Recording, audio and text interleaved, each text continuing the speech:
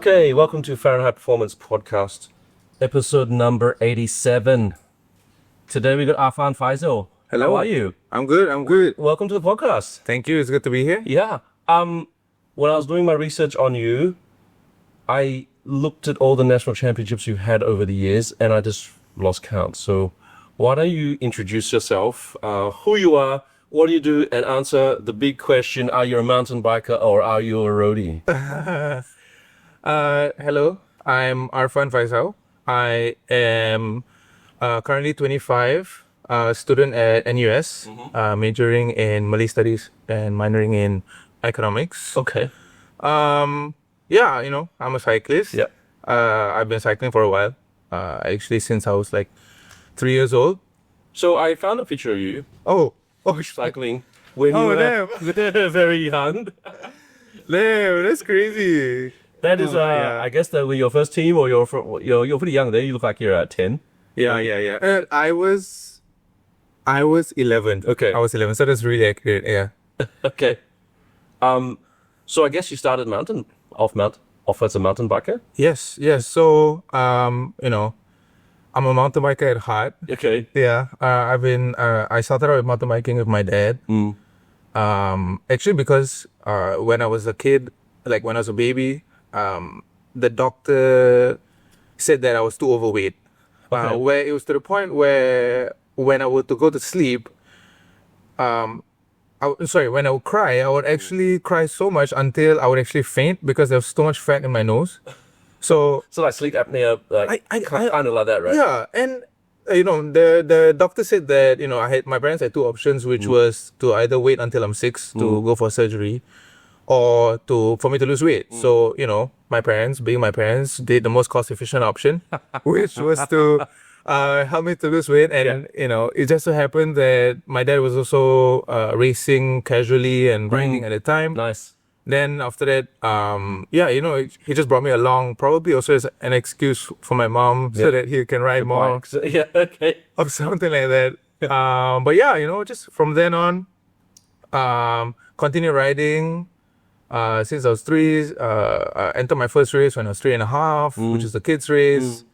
And gradually, joined this team, which was, for the first year, it was a Norec. And then eventually the second year it changed to Harding, which is a team that still exists right now. Yes. Those are my questions for later, but yeah, okay. Yeah. And then, until now, no regrets. Yeah. Still having a lot of fun. Yeah. Just love my bike there. Yep. So, you're doing more road these days than you are mountain biking. So you started at 3.5, and was your first race around then as well, or was it just like you're just kicking it around, having fun on the trails? No, like it was a proper race. It Like, was. yeah, so it's quite funny. It's like, I guess it's like I'm an XC rider, like through and through. Yeah. Like, you have like a lot of the other guys who started out like downhill or whatever, Yeah. but Yeah. I started out like XC. Not even BMX. No. Like Nice. full on, like, really like racing. My dad was like helping me train and stuff like that. So it's been a while. Yeah. It's been a while. Because when I was looking through your pictures, your dad's like your number one fan, right? He's a guy with a boat head, right? Yes, Yeah. yes. So it's like you going to SEA Games, and then your dad's there seeing you off, and then all the pictures of him right there. So he's been like since the beginning, been pushing you and encouraging you to do all this, right? Yeah, I'm really appreciative of both my parents actually. Yeah. My mom will never let me forget that she was the first one to actually teach me how to ride a bike. But then, my dad, eventually did help. He was my first coach, my first manager. The one to as with most athletes who start young. Yeah. And until today, I still have a lot of conversations with him about my racing. He gives me some advice where he feels necessary, and I appreciate it. Like my parents, when I started to take it more seriously, outright say that, look, like, we will support you as much as we can. Yep. Go do what you want to do at least until your 30s. Nice. Like, also, make full use of your 20s. And I think I've been really trying to embody that as much as possible. Yep. Because you're still a student, right? Yeah. What's the plan when you're done? How much more? How many more years do you have for study? Well, I actually only have 1 year left. Okay. So this time next year you're done? Yeah, essentially, yeah. Okay. And then, so you're doing Malay studies and economics. Yeah. So what sort of job are you gonna look for after that? I mean, we'll see. Like at first I majored in economics. Yeah. But then as I started to think about what I wanted to do with my degree, I thought, I'm essentially going to do like probably a generic kind of uni degree situation. So I was like, you know what, I'm just going to do something I'm interested in. Yeah. Which is Malay studies. Like, Yeah. I'm actually very interested in that. Yeah. Then, so yeah, moving forward, probably maybe I'll sign on, or maybe I will go into some corporate thing or whatever. I'm just keeping my options as open as possible. Just so whatever gives you the most time to write. No, like seriously, man. Like, I mean, I'm all for that work-life balance as much as possible. Yeah. I mean, to try and find a balance. I wouldn't want my work to be my life. I have a life. Yep.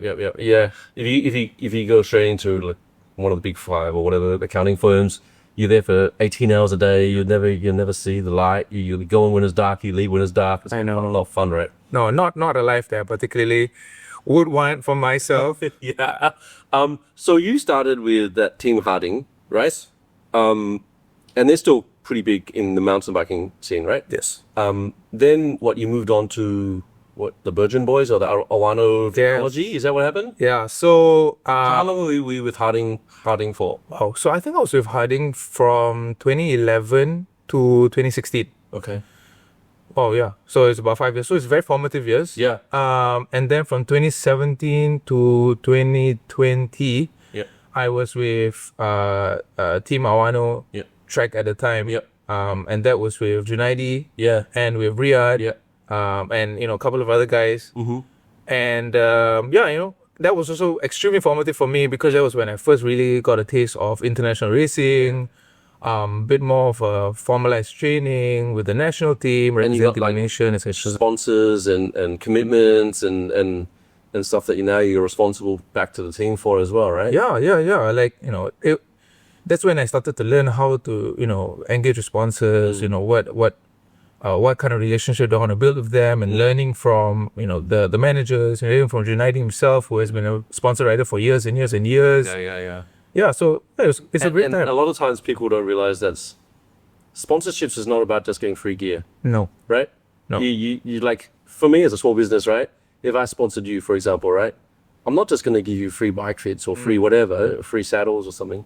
I need you to say what you're going to do for that. It's almost like a work in kind for the thing that you're doing, right? So it's not just about, oh, you have all these sponsors now, I've got free socks and free jerseys and free caps and all this sort of stuff. It's actually, you've got responsibilities now, and then you've got to pay them back in some way of like winning or sort of Content creation. content or creation. something like that.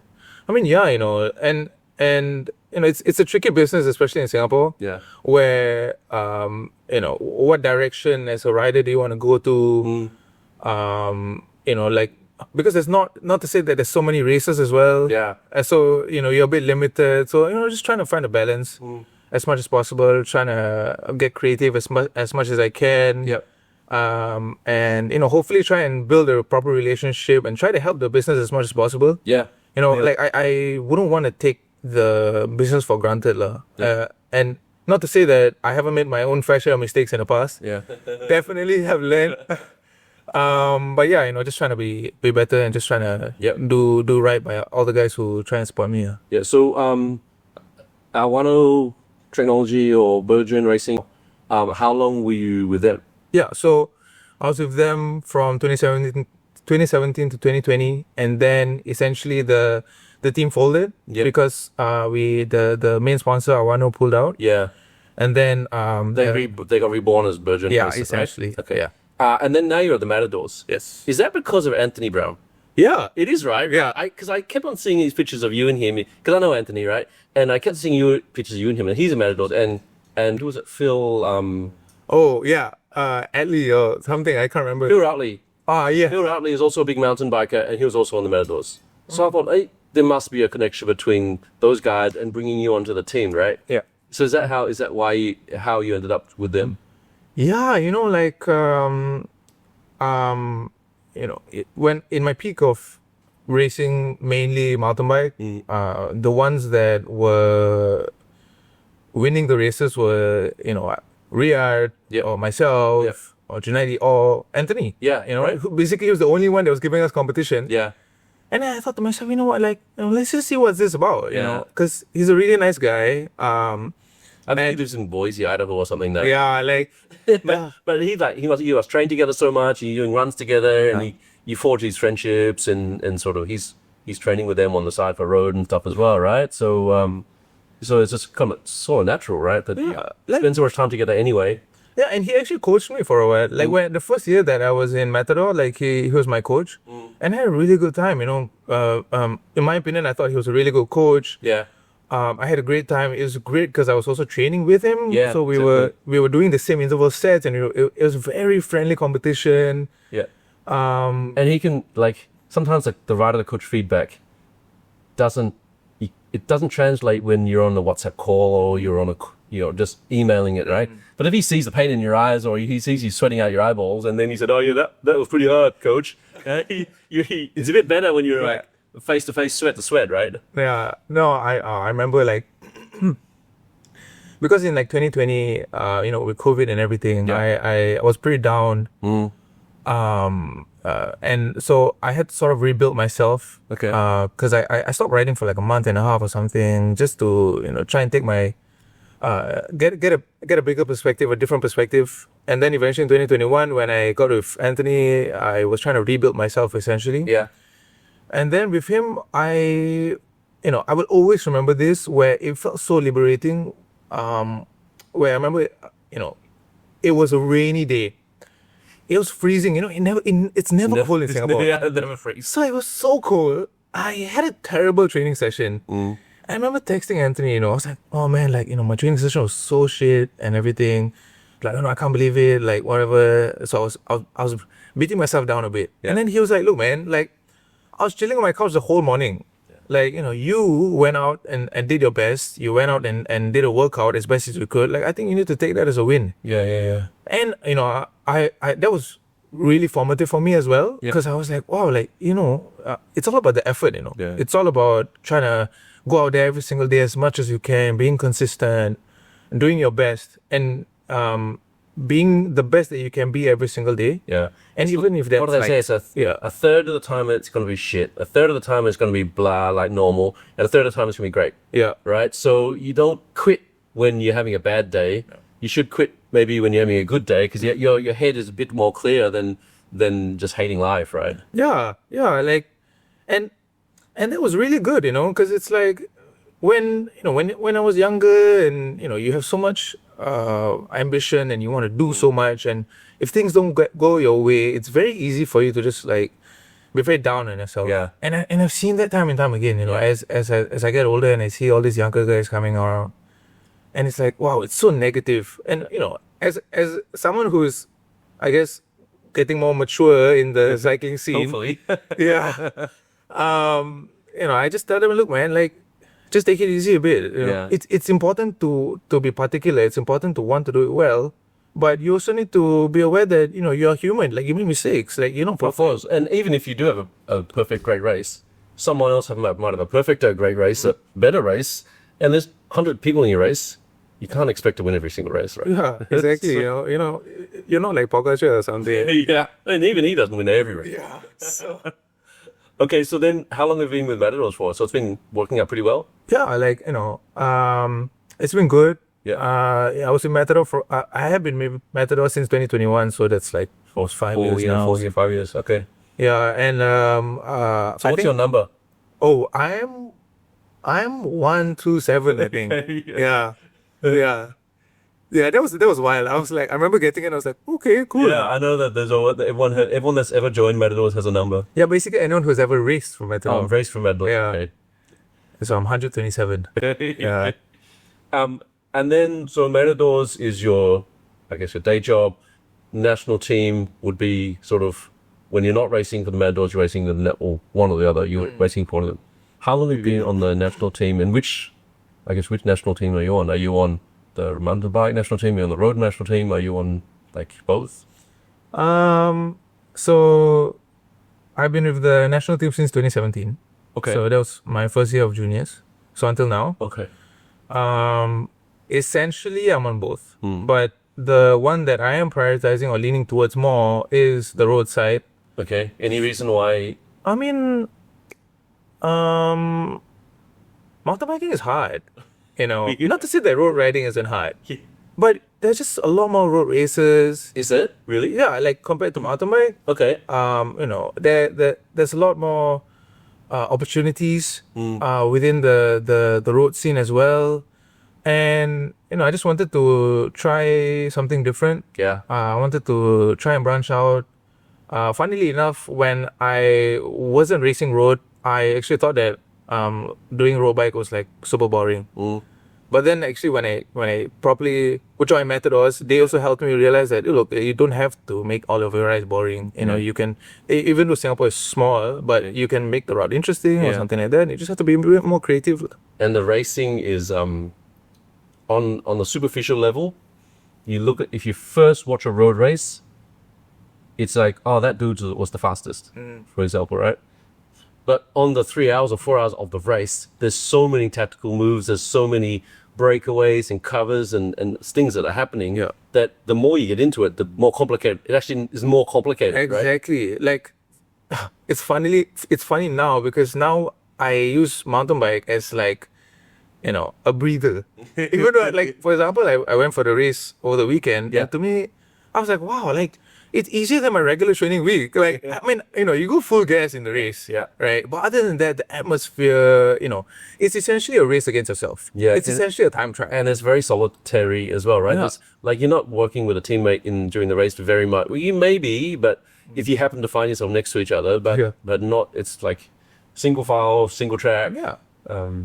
So, I find that there's a lot more opportunities on the road.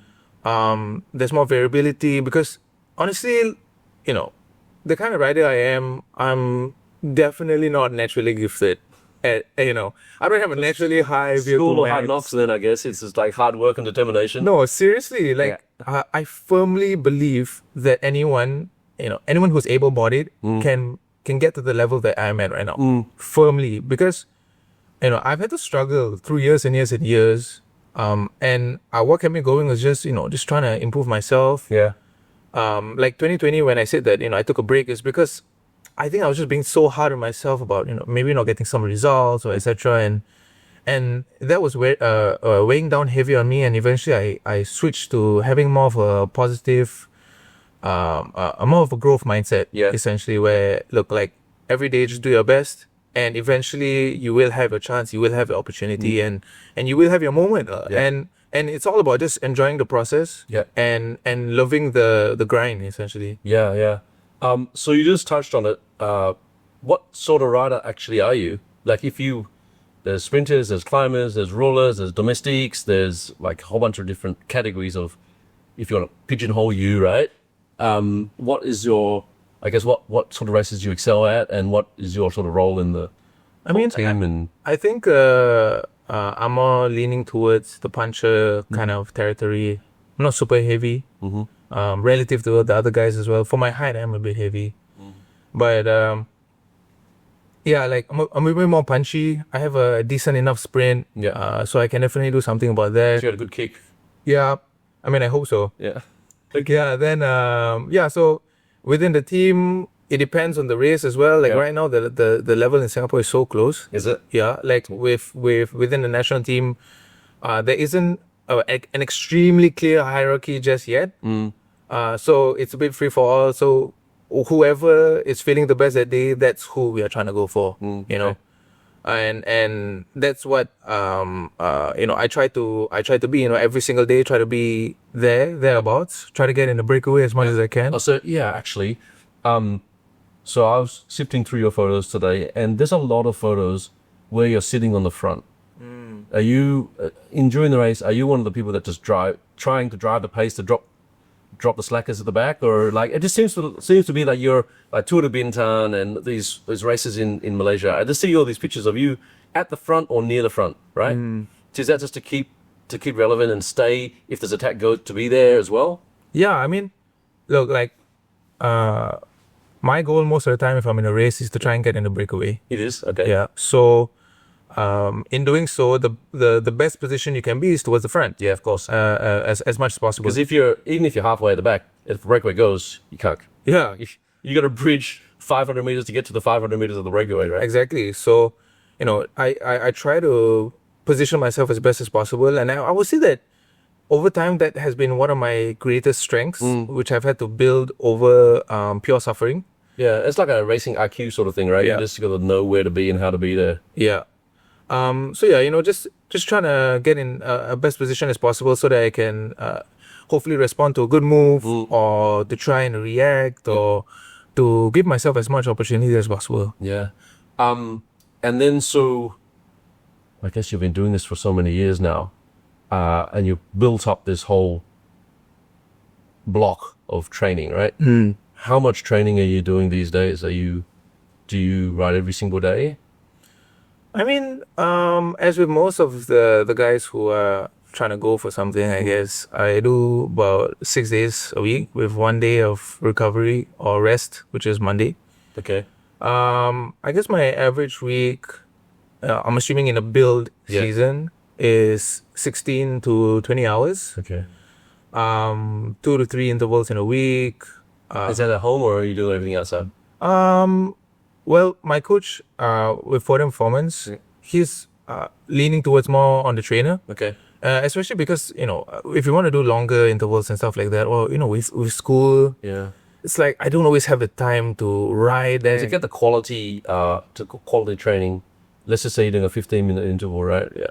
Where can we do 15-minute intervals outside? TMCR, like, so I usually reserve that for when I'm really feeling, terrible and I just want to get out and do my intervals outdoors, and I'll maybe sacrifice like 2% or 3% of quality just so that I can be sane. Yeah. But other than that, like I try to do my intervals indoors. Yeah. Except for sprint intervals, I feel like that's a bit more. Yeah. That's a bit better to do outdoors because of the form, etc. And then you got to you got to throw the bike around, and you need to feel the wind and have the landmarks and stuff like that, right? And it's like the full form, the shifting of the gears, how you want to tug, etc., etc. Yeah. And then on the weekends, I guess you're out on the road riding with groups and doing that as much as possible. And then so what about recovery? Apart from Monday rest, are you got boots? Do you go ice baths? Do you do like easy spinning, or are you just lying in bed with your feet up? I mean, I'm on a budget. Yes. So, are you living in the hall over in US? I am. South Buona Vista area. Yes, I am. Okay. I'm currently staying in one of the houses, which is a sport specific house. Okay. In NUS. Yeah. But yeah, I just try to eat as well as possible. Mm-hmm. Try and cook. As much as I can. Because you can just control, and it's so much cheaper as well. Yeah. And aside from that, just try to do foam roller, try and keep my feet up as much as possible. But I mean, when you're a student and you're doing things, and you got responsibilities. Yeah, like You're not a full-time professional cyclist, so no, but just trying to recover as best as I can every single day. yeah. How much time do you actually spend at school, as in class? Oh, so it depends.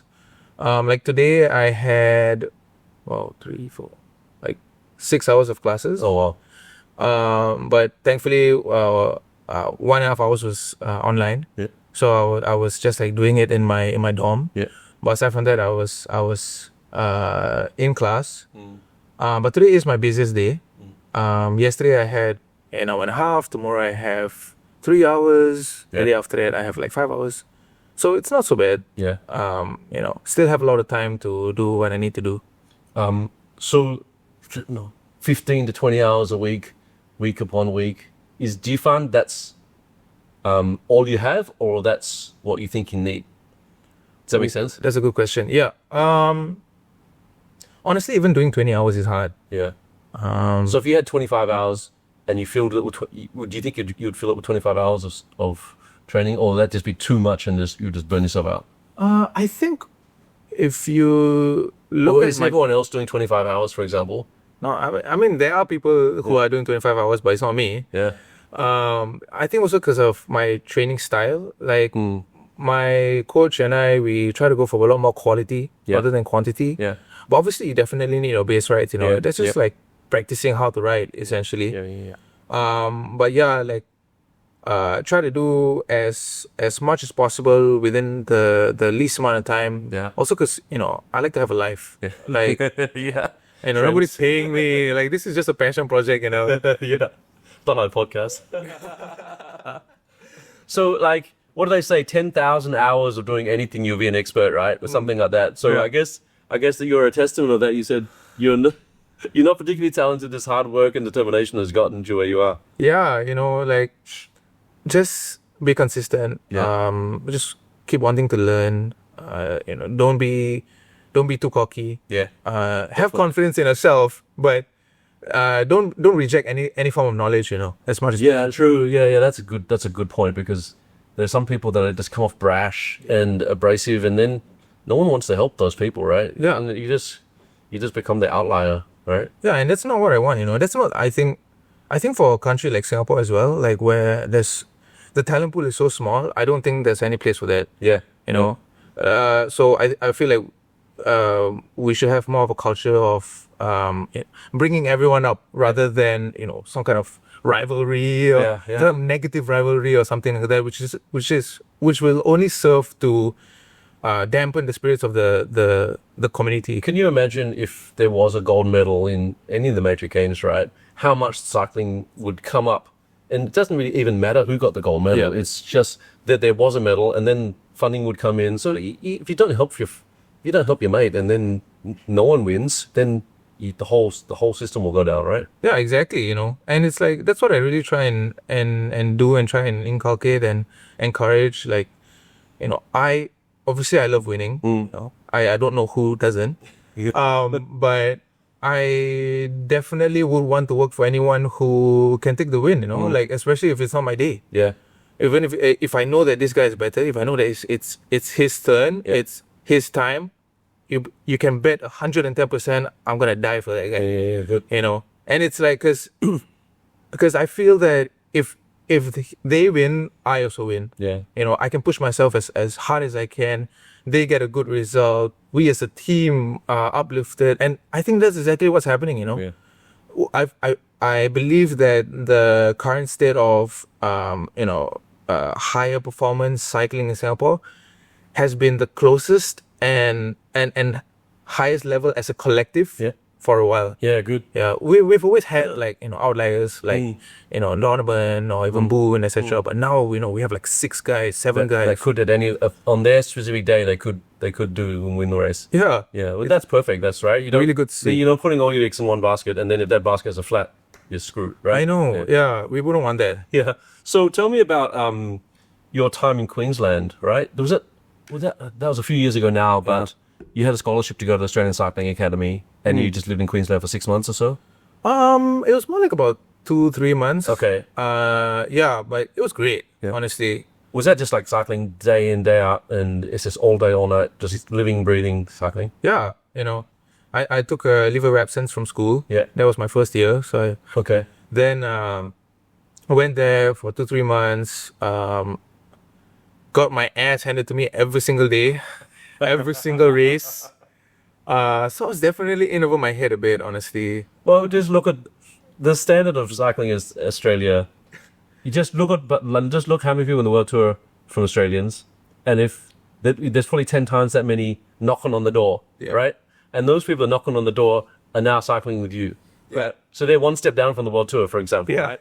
So they're knocking on your door, and I think to this day, some of my highest normalized power for an hour, which is just like a regular Sunday crit, was in 2022. Okay. Yeah, because it was crazy. Like the level was high, and How many times a week, or how many races are you doing? You got one a week, or is it? Yeah. Because Queensland, do we in Brisbane or are we in Sunshine Coast? Or I was in Sunshine Coast, which is an hour from Queensland. from Brisbane? Because in Brisbane area, they've got a dedicated crit course. Yes. Right. So any given Sunday, any Tuesday night, Wednesday night, they can just go to that crit course that's closed and they can just do crits, right? Yeah, I mean, I don't think it was particularly dedicated for it, but it was just like a park. Yeah. And the park accommodated to cycling races as well. Yeah. And it was really fast. and that's also where, through suffering, I started to learn how to move up through the pack. Yeah. How to really just kind of grind it out, suffer and hopefully reach the end. Hopefully, if you're suffering, they're suffering too, right? Yeah, that wasn't the case though. But hopefully now, there's an idea now, Okay. And then, so what did you bring back from Australia that you sort of lessons learned that you brought back to Singapore with you? Wow, everything. Essentially, the rider that I am now, the road rider that I am now, was crafted in those 3 months. Okay. And it just slowly grew over time because before that, in 2021, I barely did any road racing. Okay. And I was still doing more mountain bike. So when I went there, that's when it was like throwing me in the deep end Yeah, essentially. you're in the big leagues and you Yeah. got to either sink or swim, right? Yeah. So I was floating. Yeah. And I'm here now. Yeah, yeah. And tell me, you're Malay, you're Muslim, right? Yeah. How does that affect your training, especially something like during the fasting month in the beginning of the year? Are you going out to late night rides after sundown, or are you doing it extra early so you finish before or daybreak? What are you doing? So it depends. So I try to balance it out as much as possible because I don't want to. I like to have a life. Yeah. So usually what I do is if I have intervals, Yep. that's 100% something that I would do either before my morning meal or after my dinner Yep. or my breakfast essentially. Yep. However, if I do have a base ride like less than 2 hours, Yep. I can do that while fasting. So you just don't bring a bottle of water, you just sort it out. Yeah, Because as long as you don't drink or eat, right, you can, if you wanted to, you could go for a hard ride. You just suffer because you can't replenish yourself. Yeah. I'll probably end up in a hospital, but Do you find that your training stays the same, goes down, goes up? Like, how does that? Do you lose weight and gets better, or do you not do as much training so it gets worse? No, I think most of the time we are trying to just maintain as much as possible. Because I strongly believe in trying to carry on my regular day-to-day as much as possible during the fasting month. Yep. So, what I do is that, when I talk to my coach, I say, okay, look, maybe I can afford 15 hours, 16 hours, which is more than enough to maintain. And then we just work around that, And, so for example, it's when I'm fasting, I do a 2-hour base ride, definitely possible. Just breathe through the nose. Yeah. And the rest of the time at night, I just make sure that I'm eating as much as I can so as to simulate a regular day. Yeah. So I eat essentially almost 3 times. Yeah. And then you try to recover as hard as you can as well. Yeah. As quickly as you can. Yeah. Right. And then let's talk about this year. You had a particularly good year in terms of the recent net champs. And you're coming off a pretty good year last year as well, because last year you were the mountain bike net champ. And this year I lost count. You were crit champ. Yes. As well as gravel champ. Yes. And then the road race. How'd you do in the road race? I got 5th in the road race. Which is a mountain bike podium, I guess. Sure. Okay. So tell me about that. It wasn't a weekend. It was 3 days. a few weeks. 3 the roads was a weekend, but then the gravel was a week after. A few weeks after. Yeah, a few weeks after. So tell me, just run through those sort of this year how it's gone for those champs. Yeah, it was a big goal of mine. I was really working hard for the road race as well. Yep. Had a crack at the TT. Didn't do particularly well. Yeah. So I was pretty motivated the day after. Yeah. For the crit, and I think smashed it. Had a breakaway. I think with 5 minutes in. It was Jerome. Jerome was in there, Yes, right? Jerome was. It was me, Jerome, and another Malaysian rider, Tianle, Okay. who's actually a Singapore PR. Okay. And we were just smashing it. It was really fun. And I really like the course as well. Yeah. It really suited me because it's like a punch up, fast It's descent. a slow, a hill every lap. Yeah. So, yeah, it was great. And then we were just trying to make sure that the other guys were not catching up to us as best as possible, and super punchy. And then, got second in the sprint, lost to Chandler, but got the jersey in the end. Yeah. And did you like the the back-to-back-to-back racing of that weekend? Yeah, I'd like to think that I recover a bit better than most. Yeah. I'm not sure what exactly about it. Yeah. But yeah, so I knew that I should be able to recover well enough where even if I'm going hard every single day, I might be able to be in a better condition than the rest of the guys on Sunday, which is the road race. Yeah. And I think I was going pretty well, but strategically wise, it didn't necessarily favor me, but Yeah. that's all right. Yeah. And I just did the best that I can for the finish and got fifth. So you came back 1 jersey out of 3 on that weekend. Yep. And then you went back to Bintan 3 weeks later and did the gravel. Was that the first time there's been Singapore gravel champs, or what do you call it? I think it was the first proper gravel race. Okay. There were other gravel races or cyclocross. I'm not really sure how they classified it in the race last year. Okay. But this one was a proper 90 Ks, proper gravel kind of situation. Where they marketed it essentially like an off-road weekend. So gravel. There's lots of different grades of gravel, right? How gravelly was it? Was it mostly off-road or mostly on-road? Okay, it wasn't that crazy. There was only maybe one section that was like 4 kilometers where my mountain bike skills essentially came in handy. Yep. Other than that, we were like flying, It was like, Was this the same dynamic as a road race where there's a bunch and you work together and you sort of breaking away, or is it more of a mountain bike dynamic?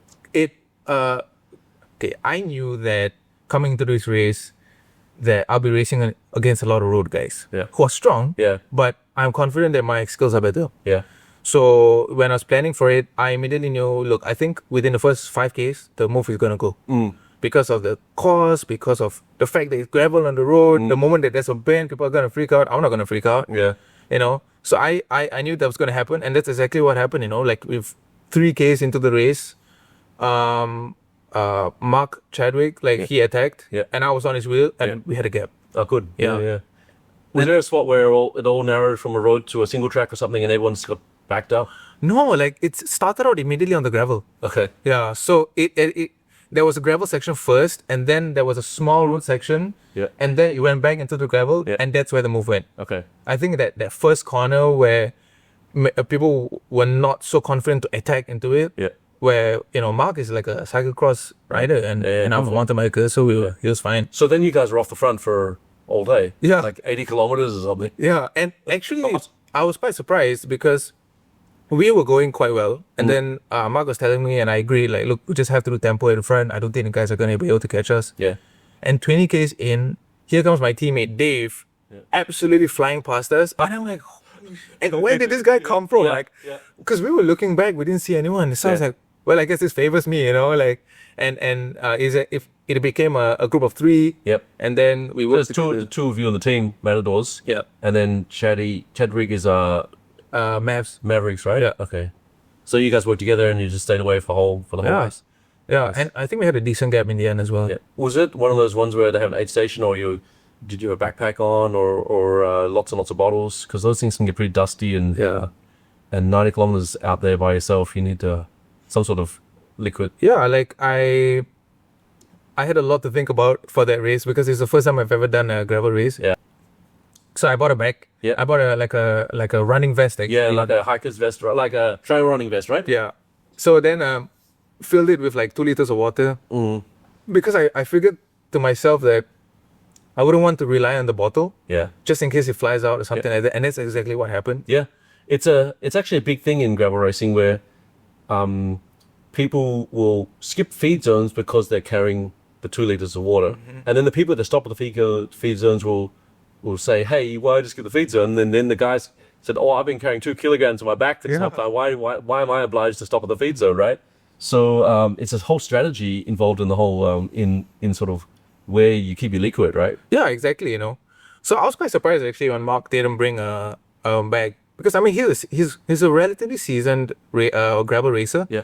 So when I didn't see that, I was like, oh, okay, but I'm just gonna do my own thing. Yeah. And then eventually his bottles also dropped. Yeah. And my bottle dropped, and I was thankful. I was so thankful that I had my bike. I was just out there drinking, wow, this is awesome, man. Okay. let's talk about Junaidi and Riyadh for a little bit. Junaidi, also, obviously, I've had him on the podcast before. Riyadh on the podcast twice before as well. Junaidi's like the elder statesman of cycle of mountain bike racing, right? And it seems like you, Riyadh, and Junaidi have sort of been sort of together, very close friends for many, many, many years, right? How have they helped you, or you helped them over the years of being who you are today, right? I think that when I was young, I really looked up to Junaidi, because he was the guy, Yeah. He was Malay, top rider in Singapore, He's in the OCBC team, right? Yeah, like so. As professional as you get for Singapore. Yeah, I remember my dad was introducing me to him at the time. So when I got to meet him, it was really good because he acted as a mentor. Yes. And he taught us the ropes, how he approached races and stuff like that. And eventually I took that, created my own formula as well. So I have my own thing going on now. Yeah. And with Riyadh, he and I essentially started together. Yeah. In 2017. Yep. So he and I have been really, really close since then. Yeah. And sort of like training buddies, friends, but also like different teams now, right? So sort of rivals. And then it's either you or him going to get the mountain bike jersey in Singapore, right? Until the next crop sort of come knocking on the door. Yeah. So yeah, it's I knew that when I were no longer teammates with him, I didn't want to form some sort of like negative relationship. Of course. So I think now we have a really, really healthy, friendly rivalry. Yeah. But also just to try and support one another as much as we can. Yeah. I always love seeing him at the races, even though now he's like with the Asia Union TCS, so it's an international team. So it's great seeing him out there. We still like talk about training, we hang out all the time. He lives quite close by to me. Oh, okay, cool. So it's just try and be there as much as we can, because as we get older, a lot of our cycling friends also start to leave. So we are the most consistent. Yeah. And then with each other. having a high quality training buddy is like priceless, right? Yeah. Consistent and high quality and push you as well. No matter what happens during the race is only 10% of the year, right? The other 90% your friends. Yeah, I mean, I wish that we could actually train more together, but our training is quite different. Like, he's a different rider to me. Yeah. And I'm doing more on the road now. Yeah. But every single time that we do get an opportunity to ride together, mountain bike, etc., we jump at it. Yeah. Especially recently, where we had a couple of really good training sessions where it was just him. Like, I mean, he's at such a high level now on the mountain bike that I was like, look, man, I'm just gonna try and keep up with you. Yeah. And that was more than enough. I felt so much better after that. I looked at how he was riding, looked how he's racing, and just the lines he takes and how he goes over a rock garden or route or something, right? It might be slightly different from you, but maybe it's better, maybe it's worse seeing yours, right? It looks really good, and I just try and pick his brain as much as possible, try and understand, and I think vice versa as much as possible. Yeah. And Junaidi now basically is still the same role, right? He's the coach or the mentor for the national team. Yeah. So he's just continued on with that mentorship role for you as well, right? Yeah, I mean, even in this last weekend, he still acted as a mentor to the guys. But I also do find myself gradually taking upon that mentor role. Yeah, of course. Where, I mean, everyone is, the cycling guys now are really young. Yeah. So I just try and like impart as much knowledge that I have as well and experience, especially when I do feel that I have had a lot of trials and tribulations. And I see that with a lot of these guys as well. So I just hope that, I can either prevent that from happening, but most likely just help to mitigate the issues. Yeah, teach them your mistakes, right? That's what wisdom is, I guess. Yeah, I mean, I just don't want anyone to go through what I had to go through as much as possible, or come out easier, or come out faster. Like, I don't want to see them, give up. I don't want to see them upset or something like that. So what next for you? Are you confirmed for? Is the SEA Games list out already? Yeah, I've been shortlisted for the road race at the end of the year, which is what you've been focusing on anyway, right? Yes. Yep. Yes. So I'm pretty excited about that. Yeah. But so it's a short list right now, or is it the fixed date? I think it's there are 6 guys who are selected, but 4 guys are race. 5 will start. Okay. Yeah, so there will be 1 reserve. So we'll They will also travel with the team, right? yeah, I would think so. Yeah. I would think so. Okay. Yeah, so we'll just see how that goes, you know. Yep. I mean, I'll just do what I do Yep. and do my best, and we'll see how it goes from there. And the biggest competition in the race would be Thailand. Thailand, yeah. Thailand. I mean, Is their home race? Is their home race, right? yeah. Yeah. And honestly, the odds are stacked against us. Yeah. Because based on what we understand, the course is finishing on a climb. And look, man, like this is Singapore, man.